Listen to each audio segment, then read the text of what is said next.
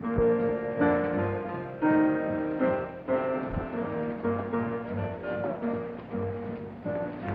driver says he can't wait any longer. I distinctly told Slade to meet us here at the station. Did he get the message? I left it right in his desk. I could strangle him if I knew what he looked like. Well, let's go.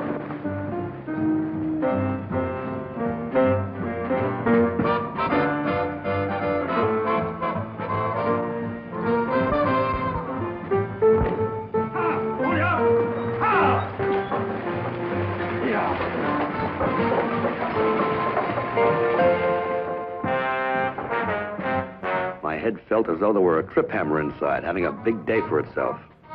Someone tricked me for fair. Knockout drops. Someone who made sure I wouldn't keep my appointment to go out on the afternoon stage. If there's anything I hate, it's being played for a fool.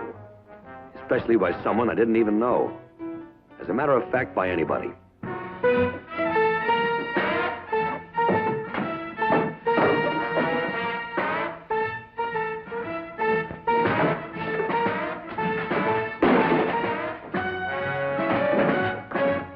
I guess wrecking my office was another means of delaying my trip from Denver to Deadwood.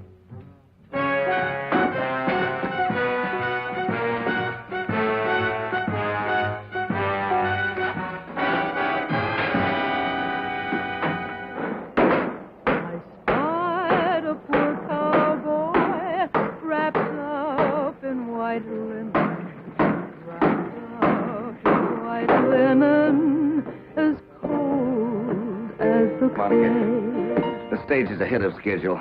It's due in any minute. Oh, no. Jenny DuPree will throw a fit if there's not a crowd around to greet her. Say, could you get over to the depot and see what you could do? Why me?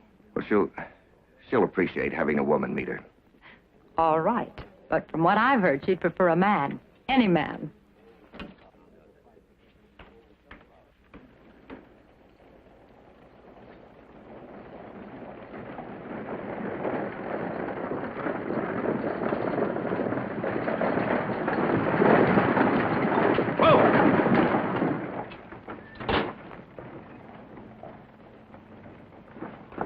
You clumsy oaf, you're stepping on my skirt. I'm sorry, Jenny.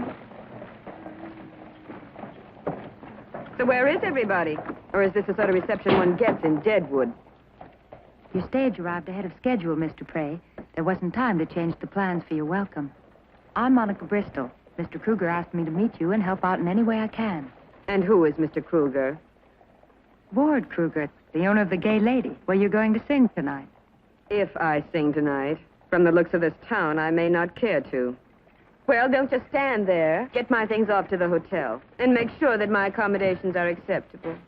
My dear, I would very much like something hot to drink, if that isn't expecting too much in this barbarous community. Of course, Madame DuPree.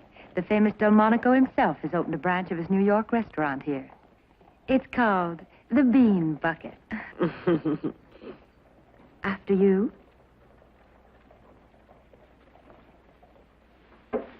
Your bags have already been put in your room, Mr. DuPree. I hope you won't find the accommodations too utterly uncivilized. Only the people, my dear.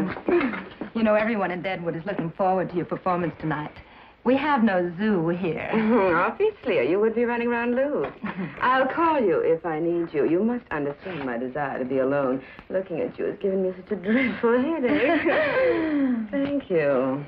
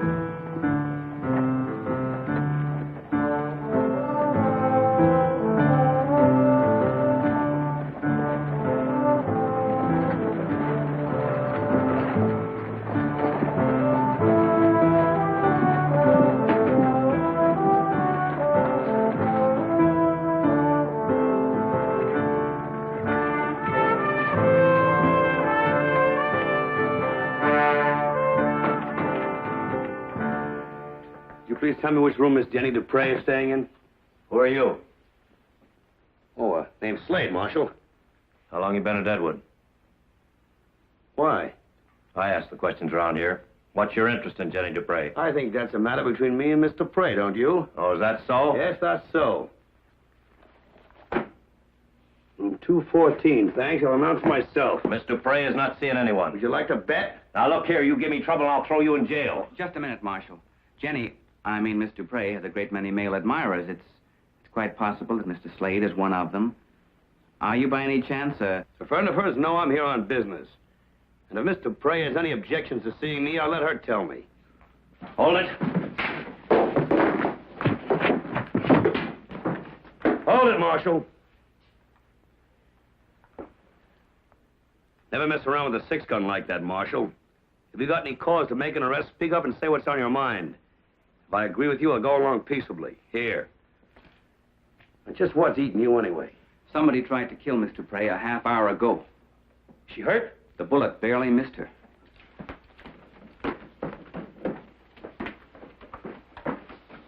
You can't go in there. I'll have you jailed for resisting arrest. If somebody tried to kill Miss DuPree, why aren't you out looking for him? Open up, it's Slade. Well, Monica. Hello, Slade. Small world, isn't it? Yes, I didn't know you were here in Deadwood. Of course you didn't. Let's see. The last time we saw each other was in Cheyenne, wasn't it? Or was it Denver? You do get around so much. Well, this is just great. You have no idea how surprised I am. I'll just bet you are. Come in, won't you? Madame DuPree has been simply beside herself, waiting for you to show up. Oh, it's all right, Marshal. Mr. Slade is an old acquaintance of mine. Miss DuPree? Mr. Slade, you were supposed to leave with me when I left Denver. What happened? Well, someone went to a lot of trouble to make sure I didn't meet you. I don't like excuses. Well, I'm beginning to feel better already. Oh, thank you very much for staying with me, my dear, but you can leave now. Mr. Slade and I have business matters to discuss. I'll look you up later, Monica. Yes, you do that. Isn't it a shame Isn't what a shame. that there aren't better shots in this world?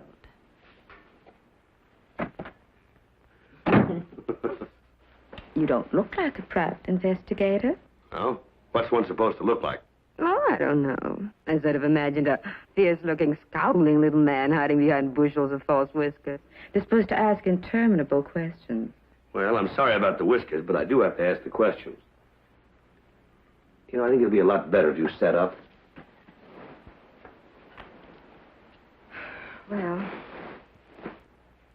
it began 6 weeks ago. I had an engagement to sing in St. Louis. When I got to my hotel, there were 6 red roses in a vase in my room. Go on. There was a note. It said, oh, how can you possibly believe me? It sounds so melodramatic. What did the note say? It said, to Jenny, 6 roses, 6 weeks to live. And it was signed, your ultimate admirer. Is that all? The next week, I was in Chicago, briefly on a return engagement. And this time, there were 5 roses. And the note? It simply said, 5 weeks left, Jenny. And it was signed the same way. The ultimate admirer. Whose name is Death. Well, the week after, there were 4 roses, and then there were 3.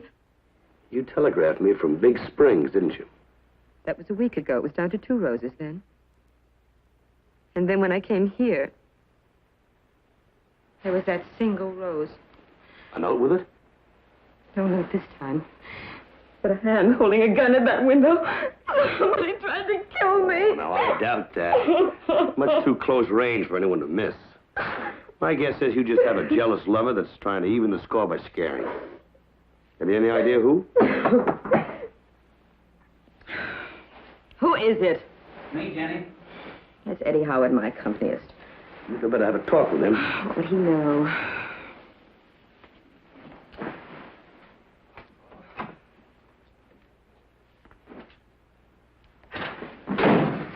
How is she feeling? Rotten. I suggest if you two want to talk, you do it elsewhere. Jenny, Cal Breckenridge is in Deadwood. Cal? Where did you see him? Over at the theater. I was talking to Mr. Kruger about tonight's performance. Who's Cal Breckenridge? It couldn't be Cal. Do you mind letting me in on this? Cal Breckenridge was an admirer of mine once. And when our relationship changed, he took it very hard. He's been following Jenny for a long time. I think you'd better have a little talk with Mr. Breckenridge. Be careful, Mr. Slade. Cal can be a very dangerous man. I don't know what's worse, a dangerous man or a dangerous woman.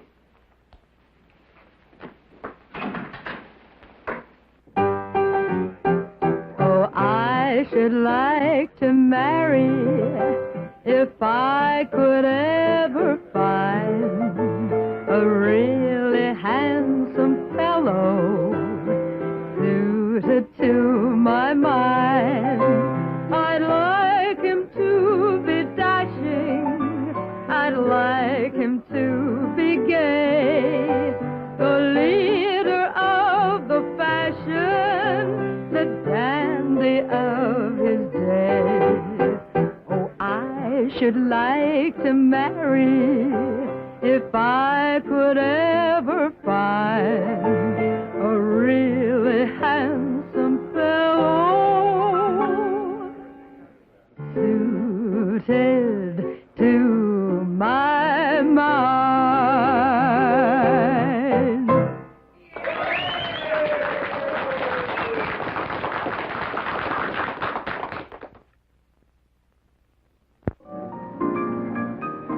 You're the detective named Slade, right? That's right. My name's Kruger. I own this place. I don't want any trouble.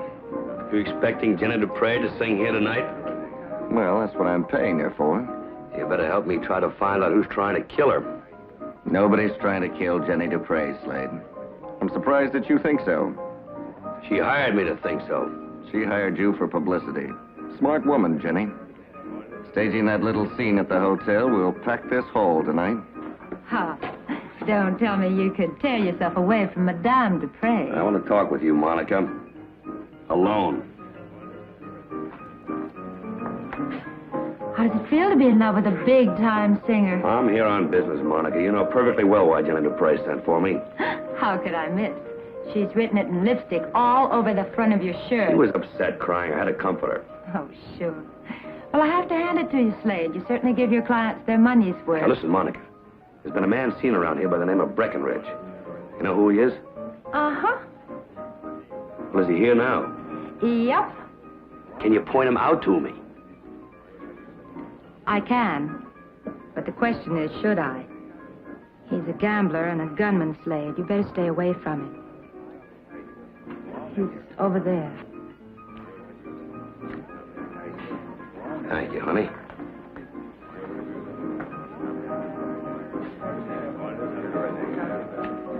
Your name Breckenridge? Who wants to know?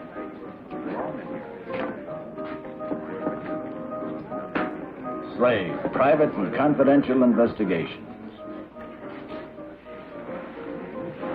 I have a strong aversion to detectives, Slade. I suggest you go someplace else. I want to know why you've been following Jenny DuPree. You heard me, mister. Get out. Have you ever been dealt a dead man's hand? Hmm? Maybe you'd like to deal me one.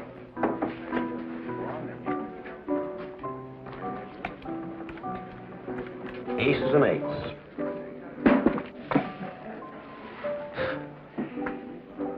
I heard about the attempt on Jenny's life. I had nothing to do with it. How long since she gave you the gate? And that has nothing to do with it either. If I'd wanted to kill Jenny, I'd have done it a long time ago, when I was still hurting. Now I feel nothing. And why have you been following her? Wherever Jenny goes, you'll find people. People and money. Separating the one from the other is my business.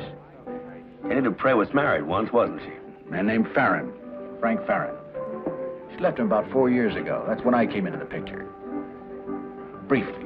Where would this Frank Farron be now? I wouldn't know. You'd have to ask Jenny. Or Eddie Howard. I never met the man myself. Where did Eddie Howard come from? As far as I know, he's always been around. He used to be a famous concert pianist.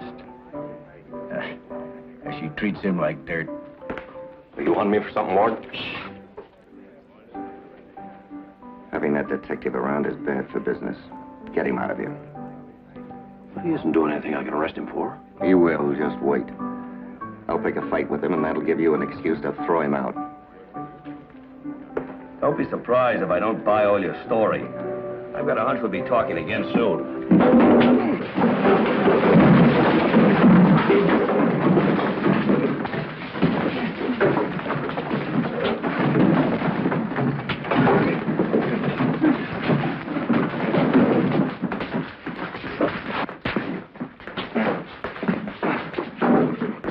All right, break it up here.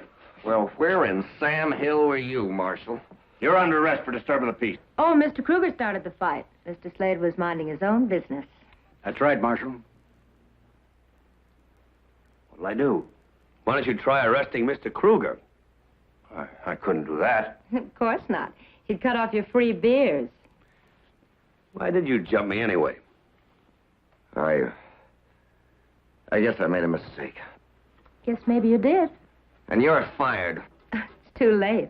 I just quit.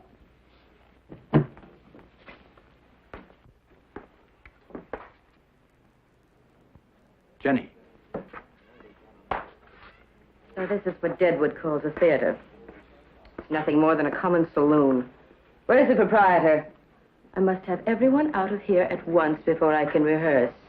Eddie, go find Kruger, what's his name? Tell him I want everyone to leave immediately because I am not giving any free performances.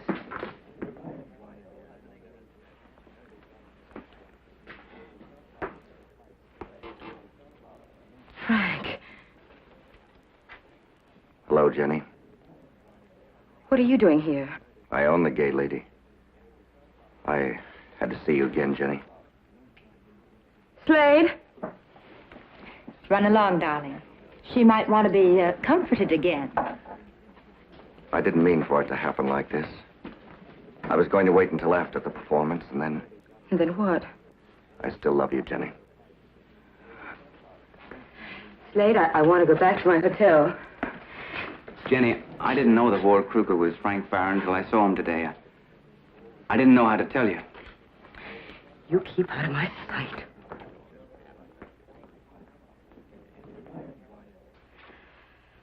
I should have become suspicious when he offered me so much money to come to Deadwood. Twice what I normally get. Slade, I divorced Frank because I was afraid of him. You think he's responsible for sending you those notes? I accepted the Deadwood engagement 6 weeks ago. He knew I was coming here then. Well, he could have hired someone to send you those roses. What about Eddie Howard? What about him? I heard he was a famous concert pianist. Was is right. Eddie's a has-been. He's lucky I keep him busy. Well, young lady, my advice to you is to get the first stage out of Deadwood in the morning. Ooh, you underestimate yourself, Mr. Slade. If you were around to protect me, I have no reason to leave now. Besides, Jenny DuPree has never walked out in a performance yet.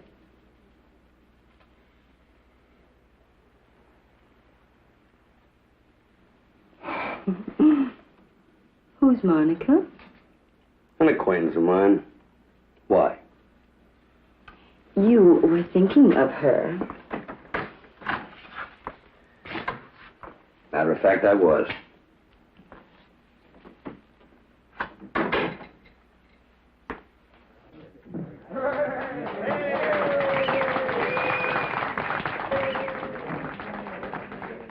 Miss DuPree has just entered the theater and is in her dressing room. The performance will start very shortly.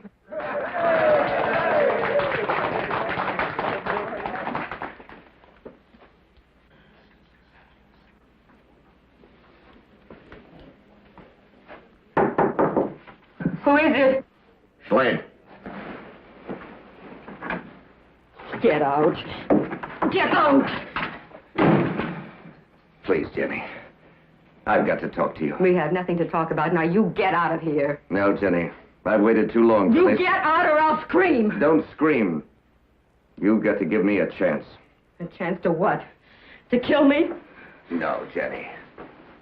To tell you that I still love you. Hi, Sam, please.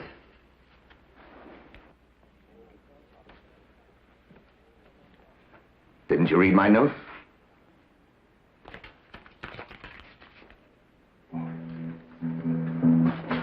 From your ultimatum.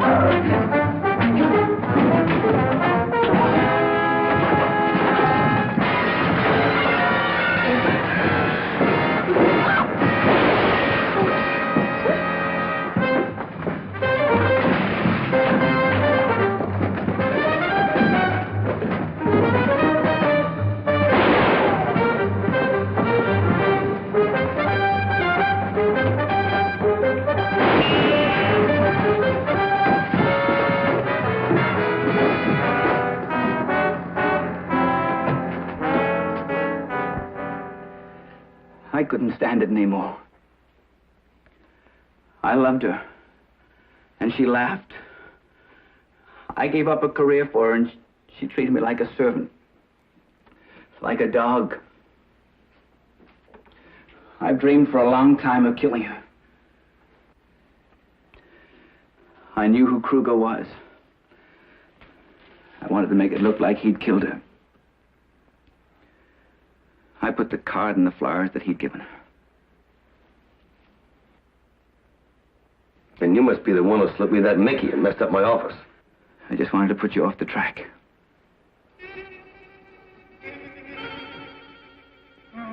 Take him, Marshal. Come along, Mr. Howard.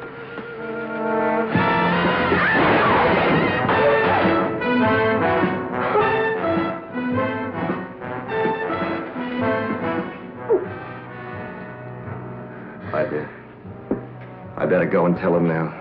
There'll be no show tonight. No, wait. Monica, would you help me? It's Monica that they want to hear sing anyway.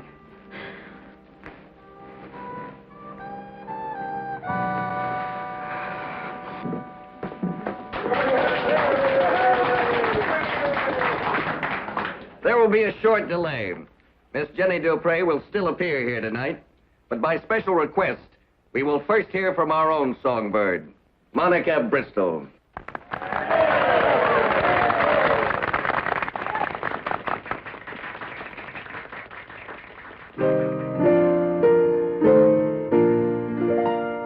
As I walked out in the streets of Laredo, as I walked out in Laredo one day, I spied a poor cowboy wrapped up in white linen, wrapped up in white linen, as cold as the grave.